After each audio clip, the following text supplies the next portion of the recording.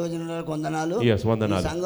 సంఘాన్ని అందరికీ నా హృదయపూర్వక వందనాలు. ఇక్కడికి ఇది రెండోసారి వచ్చానయ్యా. ఫస్ట్ సారి వచ్చినప్పుడు నాకు వాంతి ద్వారా దయ్యములను నిలబెట్టారు. మీకు వాంతి ద్వారా దయ్యాలు వెళ్ళిపోయినాయి? వెళ్ళిపోయినాయి. అర్ధ గంట సేపు వెళ్ళగొట్టారయ్యా. టైం అది ఇప్పుడు అలా వెళ్ళగొట్టిన తర్వాత ఇప్పుడు దేవుని ఆరాధనలో, దేవుని పాటల్లో, దేవుని వాక్యంలోనే ఉంటున్నా. ఇక మళ్ళీ ఎన్నడూ మా భార్య కానీ పిల్లలు కానీ ఎన్నడూ చర్చికి పో, ప్రార్థన పో అనేది అనరు. వారు నమ్ముకోలేదు. ఈ రోజు ఇంకా ప్రార్థన పోలేదు అంటారు వాళ్ళు. చూసారండి, వాళ్ళ ఇంట్లో వాళ్ళు ఇవాళ నమ్ముకోలేదంట. ఎప్పుడు చర్చికి వెళ్ళి ఎందుకు వెళ్తావు, ఏమొచ్చిందని అనేటోళ్ళు. First time video second time వచ్చాడు. దేవుని చేసిన తర్వాత దయ్యాలు బయటకు వచ్చిన తర్వాత ఈ వీడియోలో ఏదో మార్పు చూశారు. నువ్వు బేతల్ టవర్కి వెళ్ళావు, బాలాజీ నగర్ యాప్రా సికింద్రాబాద్లో ఉన్న బేతల్ టవర్కి వెళ్ళావు. ఈరోజు శుక్రవారము అక్కడికి వెళ్ళని, చర్చికి వెళ్ళనోళ్ళు, నమ్ముకున్నోళ్ళు వాళ్ళు వెళ్ళమని చెప్పారు. అప్పటి నుంచి ఏ మార్పులు గమనించారండి? దయ్యం వెళ్ళిపోయిన తర్వాత మీలో? మా కుటుంబాన్ని గమనించాను అయ్య గారు.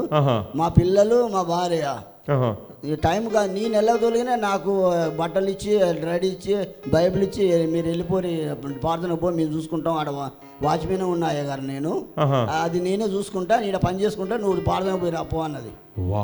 ఈ బిడ్డలో మార్పు చూసి ప్రార్థన అంటే అసలు పట్టించుకొని వాళ్ళు ప్రార్థనకి వెళ్ళిపో అని చెప్పేసి అన్నారు. ఈ బిడ్డలో మార్పు వచ్చింది. ఇప్పుడు మీకు ఎలా ఉందండి? ఇప్పుడు మీకు దయ్యం వెళ్ళిపోయిన తర్వాత రిలీఫ్గా ఉందండి? చాలా సంతోషంగా ఉందండి. సంతోషంగా ఉంది. నెక్స్ట్ మీరు ప్రార్థన కూడా చక్కగా చేసుకోగలుగుతున్నారు. చూసారండి, అందుకే అపవిత్రాత్మక మనుషుల్ని వదిలిపోయిన తర్వాత ఎన్నో మార్పులు చోటు చేసుకుంటాయి, ఎన్నో కార్యాలు జరుగుతాయి, ఎన్నో అద్భుతాలు జరుగుతాయి. అందుకే ప్రతి మానవునికి, ప్రతి విశ్వాసి కూడా విడుదల కావాల్సిందే. ఈ బిడ్డకు లాస్ట్ టైం వచ్చినప్పుడు నేను ఎవిడెన్స్ చేశాను, వాంతి చేసుకున్నాడు.